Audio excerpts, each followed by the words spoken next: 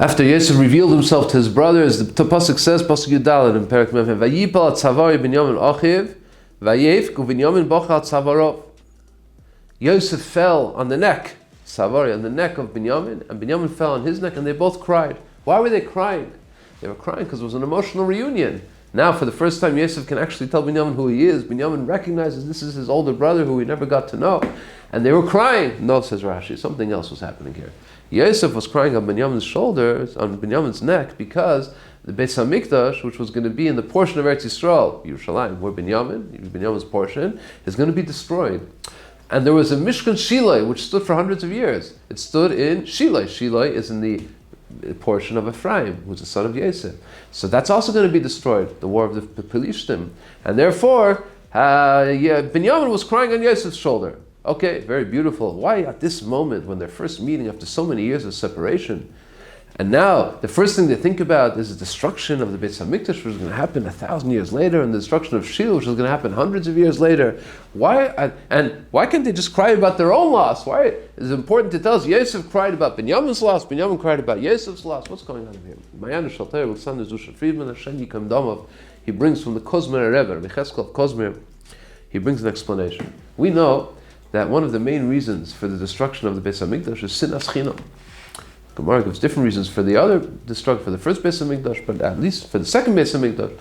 And it seems that this is a theme that we never got rid of. From the time of Yosef and his brothers, when there existed hatred among the brothers, there was always a little bit of hatred in Klal Yisrael, and therefore we cannot have the Beis HaMikdash standing. The Beis HaMikdash cannot stand as long as we uproot, as long as we get rid of this baseless hatred, the sinas chinam that's in Klal Yisrael. Binyamin and Yosef are meeting after so many years, decades of being apart. And they recognize at that moment that there's a tremendous complaint against what's now the Shvatim and what's going to continue throughout the Jewish nation that's being built by these Shvatim. There's hatred among the brothers. The brothers hated Yosef, they sold him. In order to overcome this hatred, in order to show, no, we love each other, Binyamin and Yosef decided to demonstrate true love. How does one demonstrate the truest form of love to another human being? It's when he realizes that he is worried and he's pained by the loss of the other person, not of his own loss. He's not thinking about himself. I'm thinking of him. Right now, Binyamin and Yosef decided to focus on the other.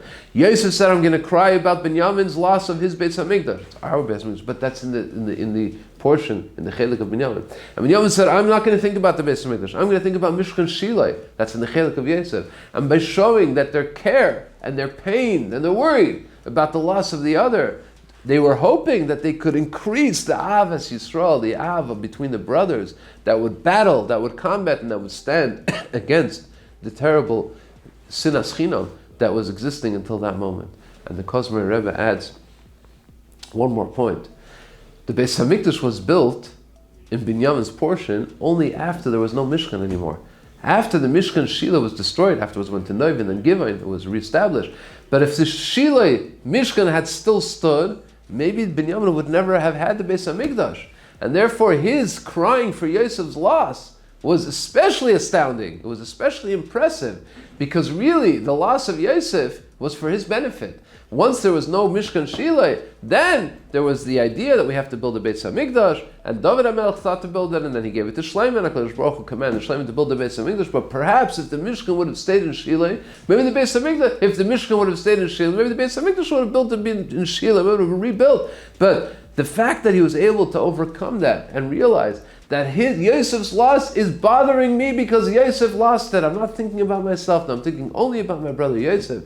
That's the biggest form. That's the best way to express Ava, to express love for one another. We should take the example of Yosef and Binyamin, find opportunities to be able to express our pain and our discomfort of the loss that somebody else experiences. And that would be the best form of demonstrating Avas Yisrael, that we should be zeicha to battle sinas chinam and to be able to be zeicha to bringing back the Beis HaMikdash, which was taken from us because of this reason. Shabbos. Please don't forget to subscribe. You'll get the video every week by subscribing. Put a like. Thank you very much. Good Shabbos.